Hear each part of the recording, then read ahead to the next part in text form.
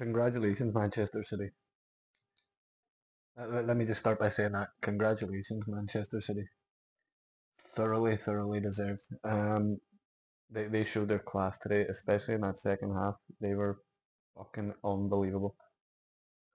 Showed why they've dominated the country for the past fucking decade. And kind of reminded us that they do still have that kind of winning performance in them. Um, yeah, thoroughly deserved. You'll hear no complaints from me today.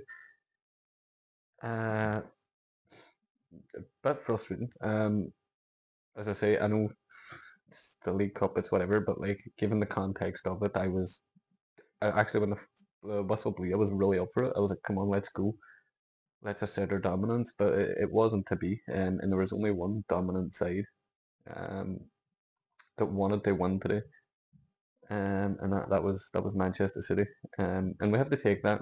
Um, from an Arsenal perspective, anyway, you just have to take it and move on. It is what it is, but yeah. Um, I don't know if you can hear the noise upstairs, but I don't know if they're Man Cities or what, Man City fans or what. I'd say I've not moved that long, but they're having quite the party up there. I don't know if you can hear the music and all the fucking elephant stomps, but yeah, it is what it is.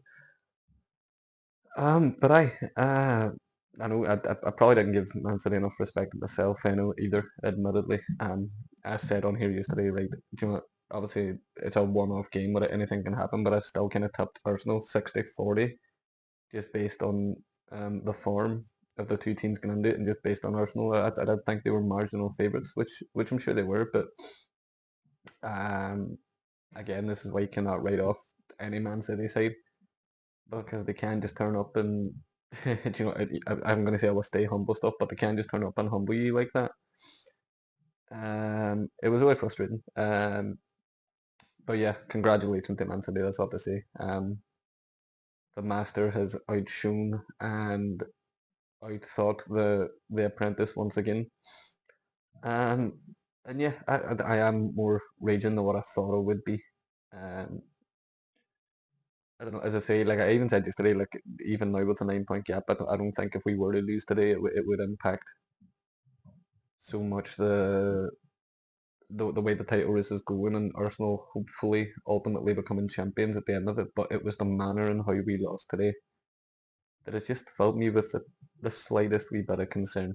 Um, But yeah, well, like let's not talk about Arsenal for now. Let's talk about Man City and how good they were. Yeah, you look at they're going on there without Mark Gahey, they're going on there without Ruben Diaz. And you're looking, you're thinking, right, that defense can be got at. But we did not lay a single glove on them today, and credit to them for that. So I don't want to hear any excuses from Arsenal fans. Oh, there was no Eze, no Odegaard, no David Raya, um, stuff like that, because they were playing the second choice keeper as well. And I thought up until that point, both keepers had earned the right to do so. It's all well and good in hindsight saying, oh yeah, why are we starting Kepa? But he had earned the shirt based on his performances to get us to the final. It would have been really harsh just to drop him. So yeah, it is what it is. But as I say, like with that kind of makeshift defence that Man City had, like everyone talks about Arsenal's depth. Man City said like just shown today that they can bring in these players and still they'll get a very impressive result. Now the first half, they said it in commentary. It was like a chess match. Like the first half was rather encouraging. I thought, like in it 0-0, I wasn't overly worried. It was the second half everything fell apart. But yeah, in the first half it was almost like a half of two halves, if that's what you want to call it. The first 20, 25 minutes, Arsenal were on top. Man City hadn't even had a shot. I think we had about five or six. A fair few on target as well. I think of that Havertz one that James Trafford pulled off a great save for, but I thought Havertz should have took it a lot quicker, a lot quicker. I thought Gyökeres was a nuisance in that first half as well. I thought he was causing that defence a fair wee bit of problems, um, kind of forcing them on the mistakes and such. But that was really the case for the opening 20, 25 minutes or so. Then the following 20 minutes, Man City grew into the game and they were just creating chances, creating chances. But yeah, we were kind of, I don't want to say comfortable, but we were defending them quite well. You'd expect that with a side of a defence as strong as Arsenal have. I thought I thought Gabriel was a bit shaky. Him and Havertz both in that first half weren't great. But Gabriel was a bit iffy. Obviously, Hincapié as well. I think once he was on a booking, that kind of gives Semenyo free rein just to do whatever the fuck he wanted out that right hand side. He was the threat in that first half was Semenyo. Um, but yeah, for as shaky as Gabriel, I thought he was. I thought Saliba was excellent today. Absolutely fucking excellent. I thought he kept Erling Haaland very quiet. I thought he was winning the majority of the duels against Erling Haaland, and obviously Erling Haaland's not in the score sheet today, but that didn't matter in the end. But yeah, I thought Haaland was dealt with rather well, um, given the circumstances. And even Kepa, like I know he's made a blunder there in the game, but I thought even the first half, I thought his distribution was very good. It did stress me out when they were playing it short and taking the piss, fucking about with the ball in the box for like 40 seconds. But I thought anytime he did play it long, I thought he was picking an Arsenal player right every time, and I thought it was causing me a bit of a nuisance there. Um, Up in Man City's half, but we did go in at 0-0, and you're thinking, right, okay, that's fine. 45 minutes now, go out and do something, and I think Arsenal just fucking stayed in the changing room. To be honest, they may as well have done, because Man City came out and it was just a 45-minute demolition. Just the pressure just kept adding and adding and adding, and we were let off a fair few times. Um, Before Man City finally did break the deadlock. But yeah, it was coming, and we couldn't have any complaints when it did come, albeit from an error. When it was crossed in, Kepa went to claim it, fucking butterfingers slipped through his hands, and Nico O'Reilly, Manchester-born 21-year-old, I think he was 21, 21, 22, but it was his birthday yesterday anyway, I think he was 21. Heads it into an empty net, and like what a moment for him. As a fucking living every football fan's dream, that scoring in a League Cup final against fucking serious title contenders. Manchester-born lad in front of your fans. Man,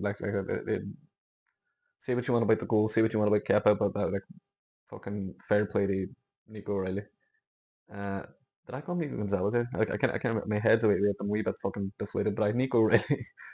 um, but yeah, what a moment for him. And then you're thinking, right, Arsenal, show us how much you want this. Go and respond. And yeah, 3 minutes later, history repeats itself. Nico Riley, this time with an absolutely unstoppable header, um, to beat Kepa and put Man City 2-0 up. And from that point forward, it looked out of reach. It felt out of reach. And then I'm thinking, where's Martinelli? Where is Jesus and all these kind of players coming from? Like they talk about our depth, fucking try something different. I thought Nkappi needed hook. I think all that happened far too late. Um, but even then, the replacements didn't really show much either. Madueke came on, they kept running out of play. Martinelli ran it out of play a couple of times. So as much as I was crying out for these substitutions when they came, they weren't really justified.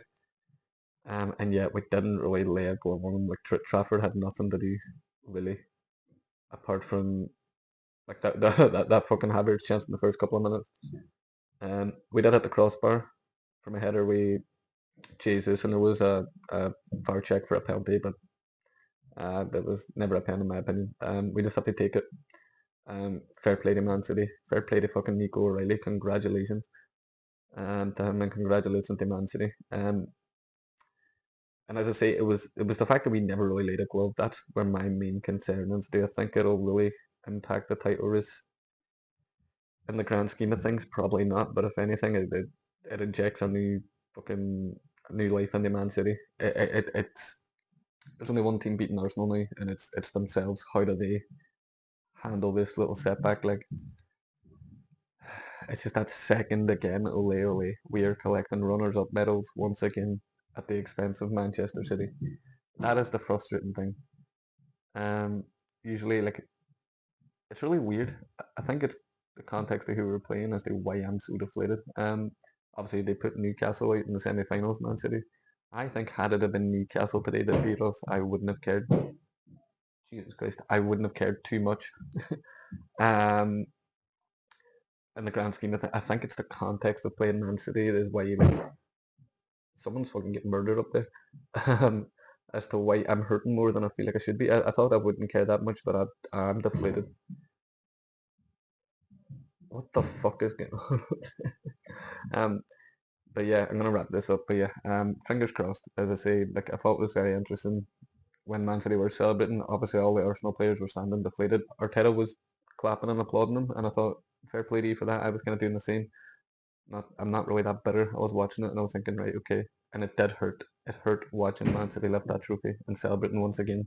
As I say, had it been anyone else, I probably wouldn't have cared as much. Apart of if it was like a Spurs or something, maybe. But yeah, let them have it. That's where I'm at now. Let Man City have this, and go and see if they show the same respect. If in a couple of months' time we do win the league, let's see if we're getting applauded, if we get lauded, whatever. But we have to get over the line first. We have to bounce back from this.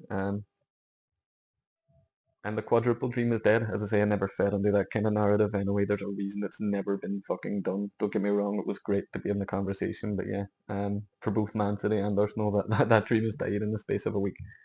So yeah, both teams vying for a treble now, a different type of treble. um, but yeah, let's just see how we respond now. Like as I say, the league is what we're going for. That's what this project is building towards. Ian Wright mentioned today, and he's right. Um, we just have to go and get over the line in the league now, and this won't matter too much. It's like Liverpool last year; they lost the Carabao Cup final, went on to win the league at a Kenta, and they were not whinging about losing no League Cup. If we get over the line in the league, same thing. You're not going to care about this. You're going to look back on it and think, oh, well, it would have been nice, but Man City were throwing a bone; they deserved it. Fair play to them, but we won the big one. That's how I'm looking at it now, but only if we go and win the big one. Slight cause for concern, as I say, given the manner of it, and knowing that we have to play Man City next month, but let's see how we respond until then. But yeah, I don't know what's going on up there, but I feel like I've talked enough before they come down and fucking murder me. So yeah, you know the deal, folks. Congratulations, Man City, once again. Um, as I say, you've enjoyed my stuff. TikTok down there, Instagram down there, subscribe somewhere down here too. But yeah, congrats, Man City. Congrats, Pep. And yeah, Arsenal, dust yourselves off and go again. Pleasure speaking to these folks. All right, take care. Hope you've had a nice day. Bye.